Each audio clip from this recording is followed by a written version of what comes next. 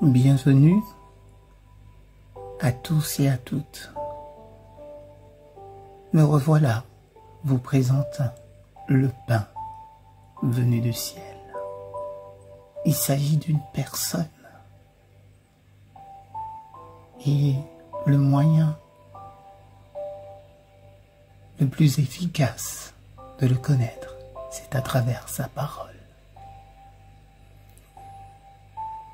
Il a un message pour nous en ce jour et le titre de ce message s'intitule « Rempli de la plénitude de Dieu » et connaître l'amour de Christ qui surpasse toute connaissance, en sorte que vous soyez remplis jusqu'à toute la plénitude de Dieu. Or, à celui qui peut faire par la puissance qui agit en nous infiniment au-delà de tout ce que nous demandons ou pensons. Éphésiens chapitre 3 versets 19 et 20.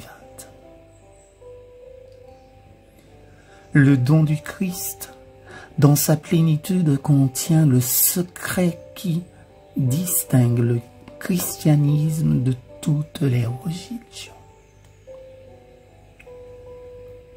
Dans l'histoire du monde, il ne se trouve pas d'autre chef de religion qui ait jamais eu une justice parfaite à offrir aux hommes pécheurs, en plus des richesses insondables du ciel. Aucun d'entre eux n'a à distribuer des biens inépuisables.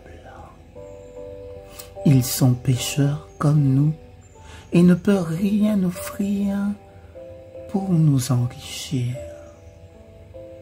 L'apôtre Paul s'exprime ainsi: « À moi, qui suis le moindre de tous les saints, cette grâce a été accordée d'annoncer aux païens les richesses incompréhensibles de Christ. » Éphésiens 3, verset 8. Ce sont des richesses qui ne peuvent être comptées, même si l'on sert, oui, même si l'on s'en sert de façon déraisonnable, elles ne peuvent s'épuiser. Quel que soit le temps qu'on y passe, on ne peut en mesurer pleinement la valeur. Les richesses du Christ sont sans limite, elles sont infinies. Le Christ en nous, c'est la plénitude de la sagesse et de la vérité, c'est la parfaite justice.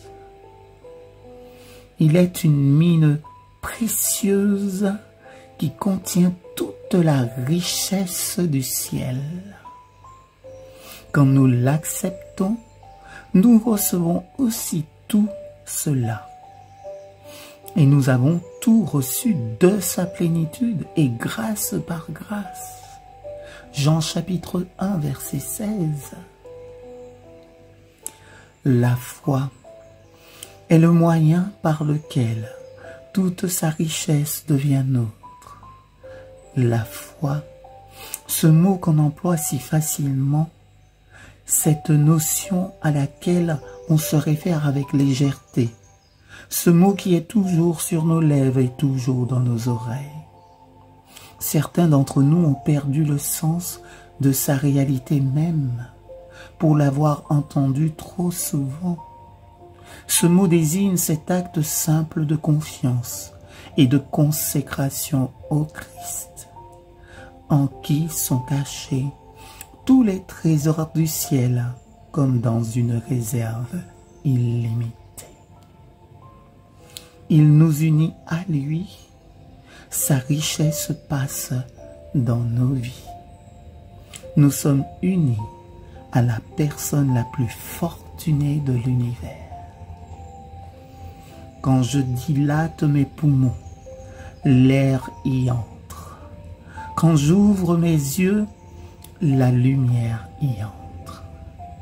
Quand j'ouvre mon cœur, le Christ y entre. Quand je me confie à lui, il déverse sa vie et ses richesses. Oui, je reprends, pardonnez-moi. Il déverse sa vie et ses richesses dans ma vie. Quand je lui tends la main, il la remplit des bénédictions du ciel. Amen.